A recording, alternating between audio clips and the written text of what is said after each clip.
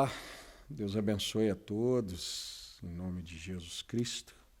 Mais uma vez, uma oportunidade de estarmos congregados. Congregados? Congregados.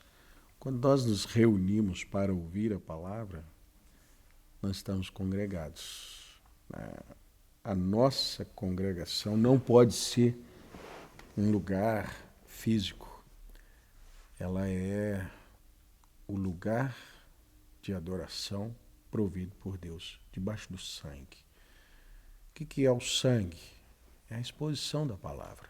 Então, quando nos reunimos em nome de Jesus Cristo, em torno de sua palavra, nós estamos congregados. Eu gostaria de meditar com vocês. O profeta Herman Brana, ele disse assim: eu atendo muitas pessoas. Ele falou, mas eu não vou precisar aqui a porcentagem, mas vou dizer aqui. 80% das pessoas que me procuram, elas não querem saber sobre o que eu prego, um assunto. Vocês podem ver que os últimos vídeos nossos, nós falamos sobre Apocalipse, nós falamos dos mistérios de Deus, nós falamos das habilidades necessárias para ouvir as coisas sobrenaturais. Aí o profeta vem e diz assim que a maioria dos casos que as pessoas perguntavam para ele ali não eram sobre isso. Era sobre família, era sobre seu casamento, era um problema que iria causar um divórcio, era um filho que estava tendo algum desentendimento, um desencontro com o princípio familiar. E eu queria então ler a Escritura hoje, tomar Efésios capítulo 6, para nós entendermos, essa é uma das, mas nas cartas do apóstolo Paulo, ele tira muito tempo para falar de família, convivência, trabalho, casamentos. Mas aí foi Paulo. O Senhor Jesus Cristo, ele falou muito disso. Mas esse é o Novo Testamento. O Velho Testamento, ele é cheio de histórias de filhos, pais, casamentos, divórcios, problemas. E em grandes famílias, eu estava falando há pouco sobre o rei Davi. Que homem magnífico aquele homem. Mas que família. A família de Davi era um problema só. Por quê? Por causa de um erro da vida dele. Davi, o começo da família de Davi já foi conturbado demais. O sogro, que foi Saul, né, o primeiro sogro de Davi foi Saul, deu a sua filha para ele. Ele queria, porque queria que Davi fosse seu genro. Queria uma ocasião contra aquilo. Davi fugiu daquilo, depois Davi aceita, ele cobra o dote que era os prepúcios de 100 homens. Davi paga. Ele pega a filha que havia prometido para Davi, dá para outro sujeito. Né? Depois você vai vendo os casamentos, as agitações, depois os filhos vêm. O filho quer tomar o reinado do pai, para isso ele quer até matar o pai. Um filho abusa da irmã, os outros matam aquele filho. Quando Salomão vai reinar, o irmão dele já está ali no lugar tentando reinar por usurpação. Então você olha, que família, hein? Mas que família, que coisa terrível. A Bíblia, ela é história de pessoas, como nós. História de famílias, como a nossa, como a sua, como a minha. Filho que desobedeceu, mas filho que obedeceu. Esposa que se foi, marido que se foi.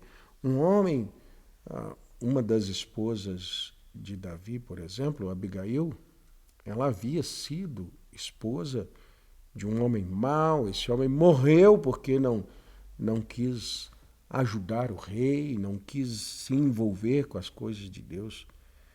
Então, há momentos que nós tomamos os mistérios de Deus e pregamos sobre eles, mas existem momentos que nós precisamos voltar a coisas tais como eu quero ler nesse nosso vídeo hoje. Efésios capítulo 6, verso 1 diz assim: Vós, filhos, sede obedientes a vossos pais no Senhor, porque isso é justo.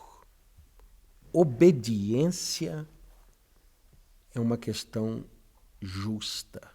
Por que é justo obedecer? Ora, você está obedecendo quem te criou, você está obedecendo quem trabalha por você, você está obedecendo quem cuida. Alguém diria assim: eu não pedi para nascer. Meu Deus, essa frase é um menosprezo à vida, é uma desvalorização à vida. Meu pai é obrigado, minha mãe é obrigada, eu não pedi para nascer. Não, a vida com gratidão, quando nós recebemos a vida como dádiva de Deus, quando nós entendemos que nascer é uma vitória, que eu não sei quantos milhões de seres vivos são projetados em direção ao útero da mãe, num encontro ali do pai, e um só espermatozoide vence aquela corrida. São milhares e milhares de seres correndo para atingir um óvulo. Um atingiu. Esse que atingiu é um vencedor. Sai aqui do lado de fora depois e vai dizer: não pediu para nascer. Ganhou, venceu, ganhou uma vida. Né? Ganhei. Que graça. Quando essa pessoa entende gratidão, ele vai obedecer quem lhe deu a vida. Ele vai obedecer por justiça. Isso é justo. Obedecer meu pai. Obedecer a minha mãe, que cuida, que trabalha, que me ama, que me sustenta, que pensa nos detalhes da minha vida. Vós, filhos, sede obedientes a vossos pais no Senhor. Por quê? Porque isso é justo. Honra teu pai e a tua mãe. Depois da obediência, honra teu pai e tua mãe. Isso aqui é empreendimento. Está muito em voga, em moda, é muito atual o empreendedorismo. Não quero ser empregado, não, eu quero ter o meu próprio negócio. Honra teu pai e tua mãe, porque é o primeiro mandamento com promessa. Para que te vá bem. Entende a promessa aqui? Entende o empreendimento? Entenda que existem bem-aventuranças em lugares ocultos que vão fazer do obediente a essa palavra um sujeito que alcança coisas que outros não alcançam. Honra o teu pai e tua mãe. Por quê? Para que te vá bem e vivas muito tempo sobre a terra. Um mundo que está buscando por vida, vida, vida e jogando vida fora. Jogando vida fora na desobediência, na ausência da honra e buscando na ciência uma forma de viver mais. Vê que investe-se naquilo que já foi pago, pagando por aquilo que já foi comprado. Já te foi dado o segredo. Não, mas vamos estudar, vamos para a ciência, para os laboratórios, descobrir como é que se vive mais. Deus disse assim: honra teu pai e tua mãe. Então nós temos uma taxa de mortalidade de jovens muito grande, muito grande. Por quê? Por causa da criminalidade, da violência. Não. Pela ausência de ter honrado o pai mais a mãe, por ter obedecido, porque todo mundo que morreu ali na criminalidade, ele deixou de ouvir o pai, deixou de honrar o pai, deixou de ouvir a mãe, né? Muitos deles são filhos de... nem sabe quem são seus pais. Sim, em algum momento, um pai de verdade deixou de ser ouvido. Então, aquele sujeito que nasceu e abandonou o pai, gerou filhos que nem sabe que tem pai. E foi para a criminalidade. E na criminalidade, nos bailes funks, na liberalidade do sexo livre, no gozo de ficar com todas e de ter quem quiser, no orgulho. No nosso país existe aí uma artista que de arte não tem nada, mas ela é tida como a mulher empoderada. Ela fica com quem quiser. Puxa, que falta de brio, né? Que falta de vergonha na cara, que falta de moral, que falta de ouvir um pai. Será que teve pai? Teve, porque nasceu pai a ser honrado, pai a ser obedecido, pai como conselho, pai como conselheiro, pai como experiência.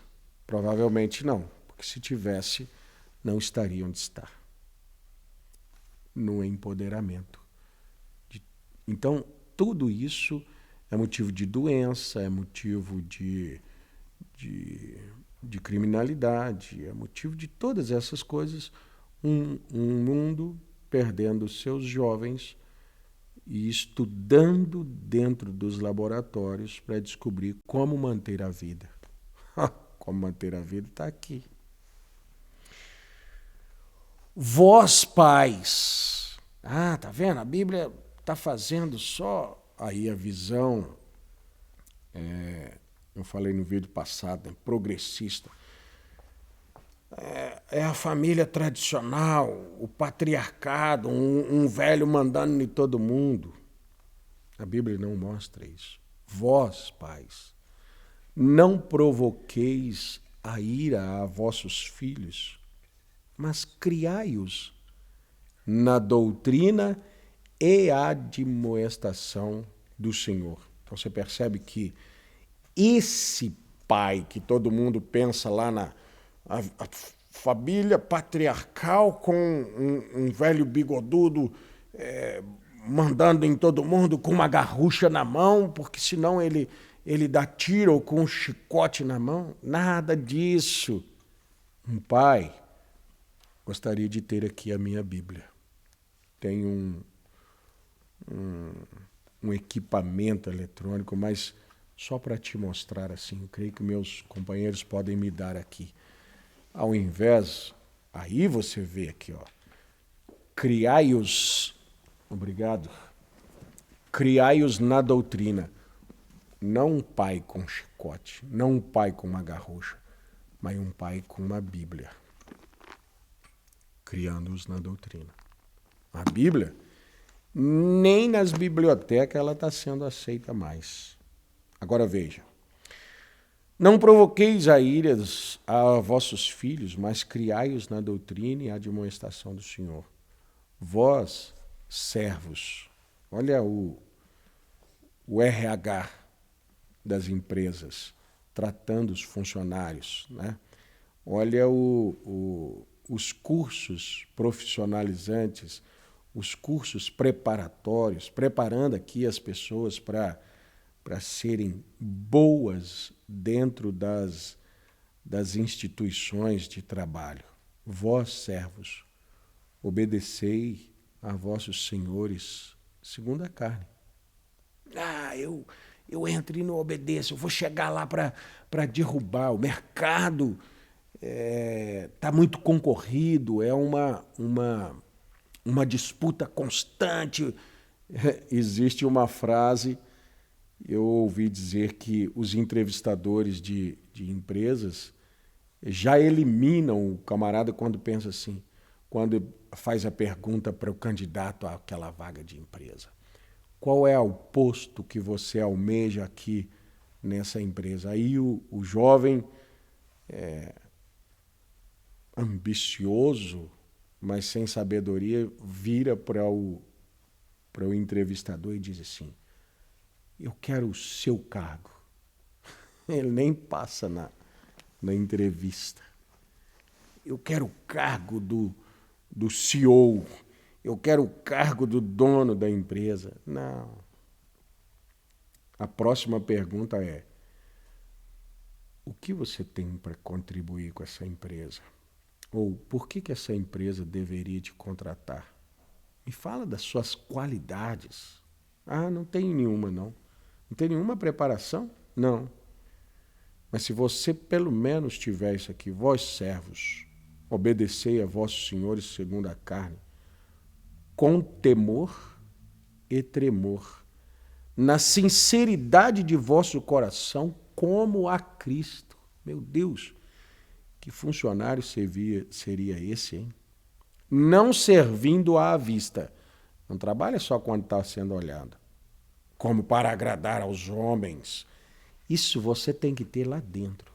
Olha, o que faria a empresa te contratar? A minha lealdade, minha sinceridade no trabalho, minha fidelidade ao meu contrato.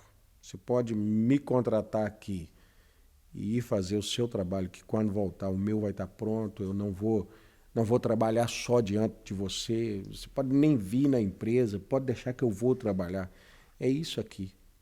Não servindo à vista, como para agradar aos homens, mas como servos de Cristo, fazendo de coração a vontade de Deus, servindo de boa vontade como ao Senhor e não como aos homens.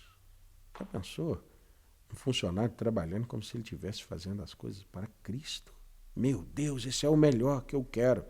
Nossos jovens podem superar no mercado de trabalho qualquer jovem, se ele tomar isso aqui. Vou fazer com alegria. Meu Deus, esse garoto entrou aí, tudo que ele faz é com alegria, com obediência, com lealdade.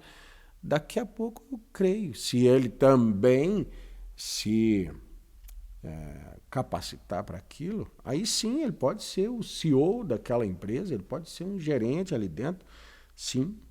Agora veja, sabendo que cada um receberá do Senhor todo o bem que fizer, seja servo, seja livre. Aqui você entende que a palavra usou servo pelo fato de o apóstolo Paulo estar escrevendo em tempo de escravidão, né?